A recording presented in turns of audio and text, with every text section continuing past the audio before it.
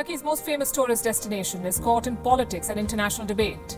Istanbul's Hagia Sophia could soon be turned into a mosque. The 6th century monument was once a church, even a mosque.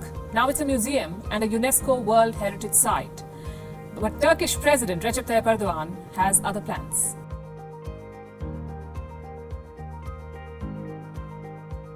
The conversion of Hagia Sophia into a mosque will disappoint millions of Christians around the world. President Erdogan wants to convert the museum into a mosque.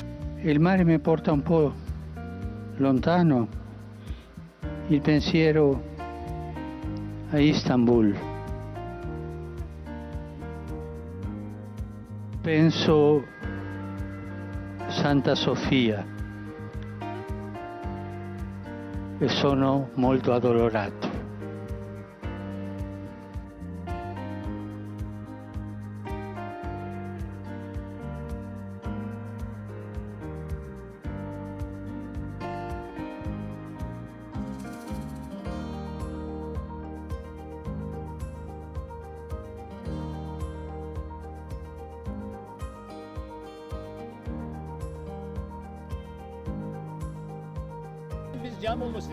Why should we get permission from them? Why should we be afraid of them? What belongs to us belongs to us. We want this to be a mosque. This is the symbol of Istanbul.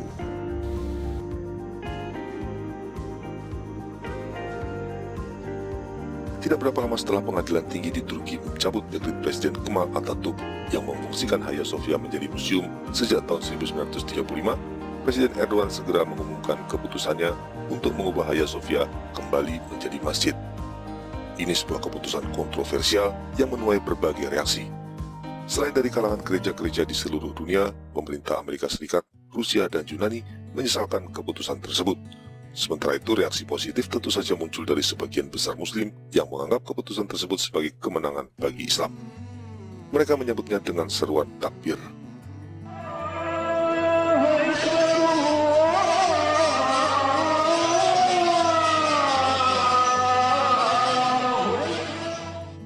Bagaimana bernafsunya Muslim untuk mengubah Hagia Sophia menjadi masjid menjadi gambaran simbolik dari nafsu Islam untuk menggantikan kekristenan. Nah, kenapa begitu kecewa mereka? Tampaknya memang kalau momentum ini kemudian memicu kesadaran baru tentang sejarah umat Islam terhadap sejarah masa lalunya, bahwa Islam ternyata pernah memiliki kekuasaan yang begitu luar biasa dan bisa menaklukkan kekuasaan terbesar di dalam sejarah Barat, Romawi. Ya. Ini akan melahirkan suatu pride baru, suatu keberanian baru, suatu optimisme baru bagi umat Islam yang akan datang atau hari ini dan akan datang untuk berjuang dan memperjuangkan kejayaan Islam kembali. Ya. Karena jelas bahwa Hagia Sophia di samping arsitekturnya yang memang luar biasa adalah mengandung spirit. Ya, bagaimana katedral ini yang semula memang dibangun sebagai persembahan kepada unsur kedua dari Trinitas, Yesus Kristus begitu. Kemudian dirubah menjadi masjid dan gambar Yesus kemudian dihilangkan dengan satu teknologi tertentu. Itu memberikan gambaran bahwa memang Kristen betul-betul sudah pudar di Turki, ya. Bahkan pudar di seluruh dunia. Ya.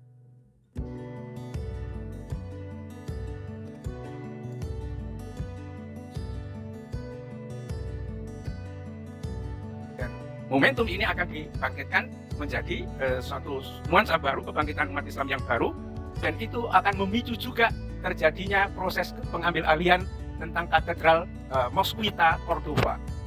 Ya, mungkin pemirsa perlu kita berikan sedikit wawasan yang disebut dengan Katedral Mosquita Cordova di Spanyol itu sebetulnya adalah katedral yang asal mulanya adalah sebuah masjid agung di Cordova pada masa kejayaan Islam yang ada di Cordova, ya, di mana ketika Abdurrahman dari dinasti Umayyah menyeberangi Selat Iberia kemudian menaklukkan di sana, dia membeli tanah di sana dan kemudian membangun masjid yang besar, ya tentu beberapa generasi kemudian, dan disitulah menjadi pusat perkembangan peradaban Islam.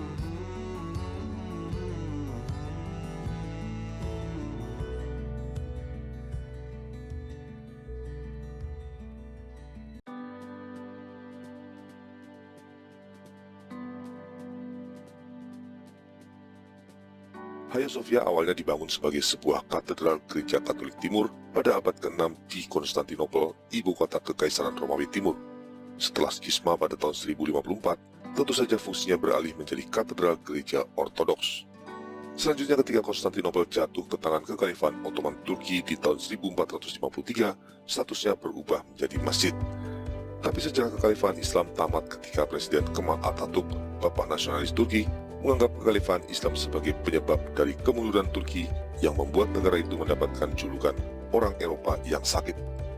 Ia menghapuskan Kekhalifan Islam pada tahun 1924 dan pada tahun 1935 mengubah Hagia Sophia menjadi museum.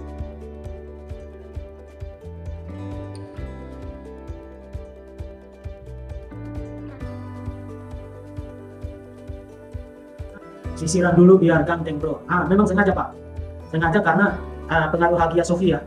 Jadi karena Hagia Sophia dirampas oleh Muslim dijadikan sebagai masjid, maka apalah arti menyisir rambut.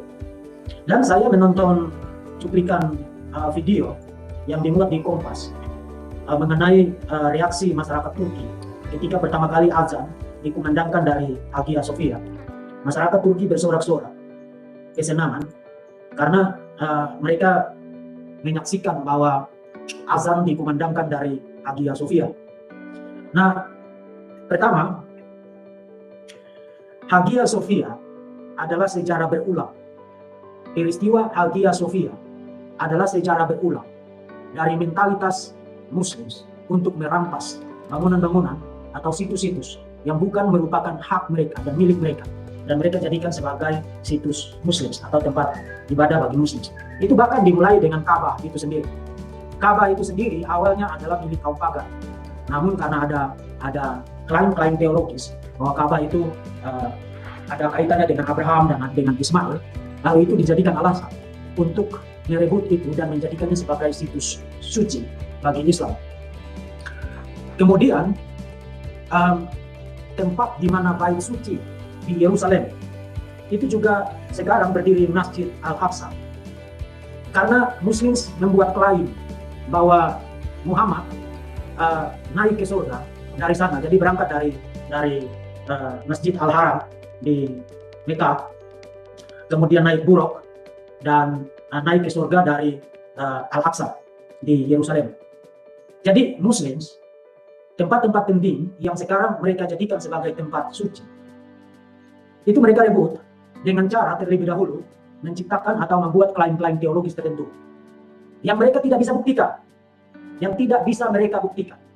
Tetapi karena itu diberi judul klaim teologis, maka orang lain tidak boleh protes. Mereka hanya punya pilihan. Kalau punya kekuatan melawan, kalau tidak mau melawan ya sudah, terima nasib. Tempatmu diambil dan dikuasai, kemudian diklaim sebagai milik dari Muslim. Dan sekarang Hagia Sophia yang jelas-jelas sejarah mencatat bangunan itu dibangun sebagai katedral, gereja, bahkan menjadi tempat salah satu situs kebanggaan UNESCO, menjadi situs ikon bagi gereja Ortodoks Timur. Dan sekarang diklaim kemudian menggunakan kekuasaan politik untuk mengalihfungsikannya menjadi masjid. Nah, butuh berapa banyak luka yang harus kamu timbulkan kepada dunia ini untuk membuat dunia ini bersuara bahwa enough is enough, cukup itu cukup. Kamu melakukan segala sesuatu di dalam sejarah, dan bahkan sejarah sampai muak untuk menghitung apa yang kamu lakukan selama 14 abad lamanya. Dan setelah semua ini, menurutmu masih ada alasan apa yang tersisa bagi dunia ini untuk menghormati kamu? Masih ada alasan apa yang tersisa bagi dunia ini untuk menghormati kamu? Dengan melakukan hal berulang semacam itu, apakah ada di antara Muslim yang 1 menit saja menggunakan waktu untuk berefleksi? Bagaimana kalau misalnya tempat-tempat suci yang menjadi ikon dari spiritualitas Islam diambil alih, kemudian dialihfungsikan menjadi tempat ibadah bagi agama lain? Oh, itu mungkin tidak tunggu sampai 5 menit untuk seluruh dunia ini bergema dengan teriakan, protes, bahkan mungkin kekerasan, bahkan mungkin bom meledak di mana-mana. Tapi apakah itu yang dilakukan oleh orang-orang Kristen ketika sejak tanggal 10 Juli tahun 2020 ikon dari gereja Kristen Ortodoks Timur diambil alih dan dialihfungsikan menjadi masjid di Istanbul di Turki? Apakah itu yang dilakukan oleh orang-orang Kristen? Teriak-teriak, bakar-bakar, bunuh-bunuh, melakukan kekerasan? Tidak. Itu sesuatu yang menyakitkan bagi kekristenan Muslim. Itu sesuatu yang menyakitkan bagi kekristenan. Tapi kami telah mengajar diri kami untuk bersikap sebagai manusia beradab di dalam dunia ini. Itulah sebabnya meskipun kalian melakukan hal-hal menyakitkan bagi kekristenan, tapi kami menanggapinya secara rasional. Kami menggunakan cara-cara yang manusiawi untuk mengekspresikan ketidakadilan yang kami alami di dalam dunia ini. Hagia Sophia adalah bukti dan teladan yang sangat jelas untuk Anda teladani. Sebab orang-orang Kristen tidak memboikot masjid ketika Hagia Sophia dirampas dan dijadikan sebagai masjid. Orang-orang Kristen tidak melemparkan bom Molotov. Orang-orang Kristen tidak melakukan kekerasan. Orang-orang Kristen tidak melakukan protes seperti orang yang kesurupan di jalan-jalan hanya karena Hagia Sophia. Jadi kalau Anda mau belajar menjadi manusia beradab, belajarlah kepada kekristenan sekarang.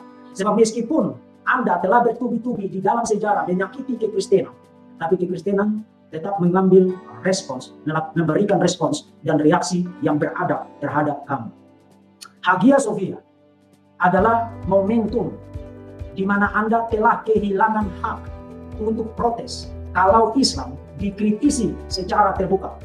Anda kehilangan hak untuk protes kalau Islam dikritisi secara teologis di hadapan publik. Anda kehilangan hak itu karena ikon dari gereja Kristen Ortodoks itu Anda ambil alih dan jadikan sebagai masjid. Jadi dengan melihat kepada Hagia Sophia sekarang, ingat Muslim, Anda kehilangan hak untuk protes kalau Islam dan ajaran-ajarannya dikritisi secara terbuka di hadapan publik. Sebab dengan mengintimidasi orang untuk tidak mengkritik Islam, lalu butuh berapa banyak bukti di dalam dunia ini untuk Anda terus-menerus mengambil alih situs-situs, tempat-tempat terpenting dari agama-agama lain, terutama kekristenan. Turki itu tadinya negara Kristen dan sekarang itu Anda ubah menjadi negara yang dikuasai oleh Islam. Dan bahkan setelah itu tidak puas, kemudian Hagia Sophia Anda jungkir balikan dan ubah alih fungsikan menjadi masjid. Hagia Sophia adalah monumen sejarah, kesempatan bagi Anda untuk belajar tentang bagaimana bereaksi secara manusiawi dan beradab. Hagia Sophia adalah bukti kesekian kalinya bahwa tempat-tempat terpenting yang Anda klaim sebagai milik Islam dan milik Muslim dan Anda jadikan sebagai tempat suci, misalnya Ka'bah, misalnya Al-Aqsa di Yerusalem, dan sekarang Hagia Sophia. Tempat-tempat itu tidak pernah pertama kali merupakan milikmu. Itu milik kelompok lain, milik pihak lain yang Anda rebut, Anda ambil alih, kemudian Anda klaim menjadi milikmu sendiri. Sebab meskipun Hagia Sophia yang menjadi ikon dari kekristenan Ortodoks ini telah Anda ambil alih dan jadikan sebagai masjid pada tanggal 10 Juli tahun 2020, dan itu menyakitkan bagi orang-orang Kristen. Tapi karena kami, orang-orang Kristen, diajarkan untuk mendoakan dan mengasihi orang-orang yang menyakiti kami, maka dengarkan baik-baik Muslim. Kami tidak membenci kalian, tetapi bukan berarti kami setuju dan mentoleransi tindakan-tindakan kalian yang tidak menghiraukan perasaan, hak, dan milik kelompok, agama, dan pihak lain di dalam dunia ini. Anda tidak bebas melakukan apapun di dalam dunia ini hanya karena Anda Islam dan hanya karena Anda Muslim. Jadi saudara-saudara yang Kristen, saya menyerukan kepada saudara untuk tidak melakukan hal-hal yang tidak diajarkan di dalam Alkitab. Jangan melakukan kekerasan, jangan melakukan protes yang melampaui batas, tetapi juga jangan menjadi pengecut yang tidak berani bersuara untuk membela hak-hakmu ketika hakmu dirampas secara tidak adil di dalam dunia ini.